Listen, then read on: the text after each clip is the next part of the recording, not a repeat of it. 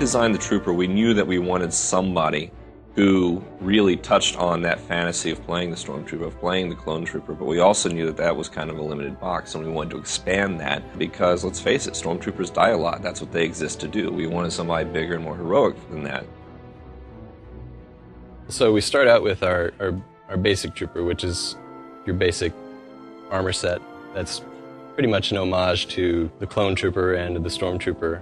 And then we go both directions with it. We take it down to kind of what the Rebel troopers and the Rebel soldiers, like you see on the Tantive 4, you see them on the Hoth Trooper, the Republic, the guys with the backpacks and the goggles. And then we gradually ramp you up past the armor and really start pushing the more intense looks.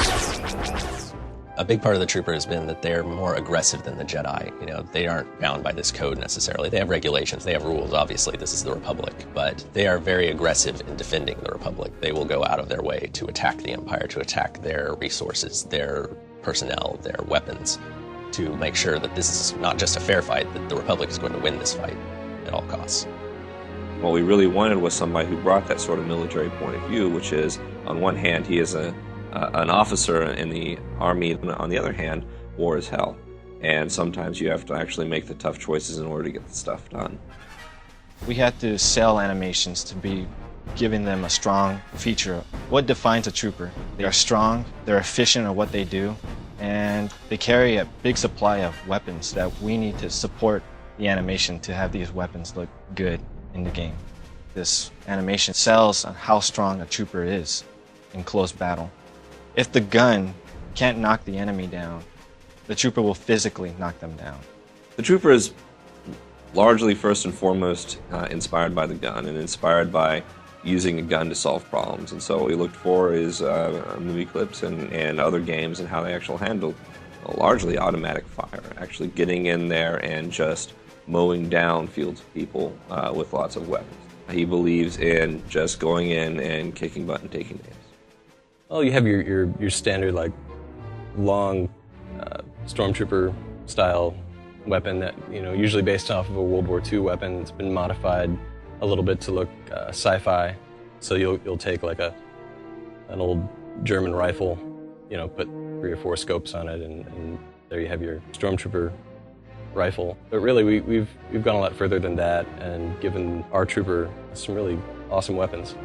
Technology is obviously a big part of who the Trooper is and how the Trooper does his job. You've got this advanced armor with lots of special features, you've got advanced weaponry, and you need all of this to really operate the way that Special Forces troopers operate. Without a lot of support, without a lot of backup, all they have is their equipment, and they need to be able to rely on that to get them through.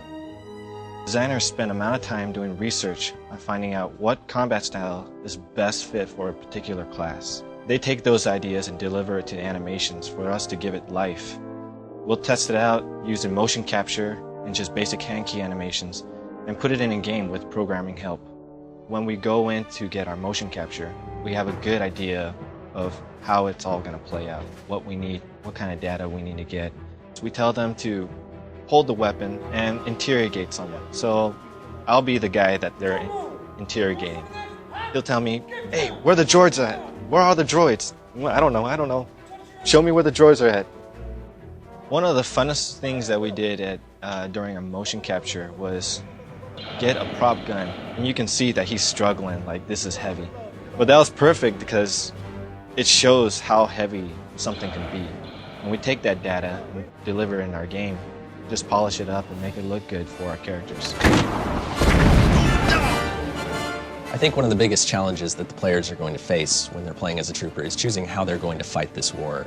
We're faced by an enemy that we know will do anything to win. They'll kill civilians, they'll poison the water, they'll salt the fields, all of that. There's nothing they'll hesitate to do. And when you as a player are faced with this enemy, you have to choose, are you going to fight fire with fire? Are you going to use their tactics against them to win this war? Or are you going to try to take the high road and risk losing everything? If people were asking me what class they should play in the Old Republic, I would have to say don't underestimate the Trooper, because it's just so satisfying to go in and all guns blazing, to go in and clear a room with grenades, clear the room with firebombs and sticky grenades, and get the stuff done through just superior firepower.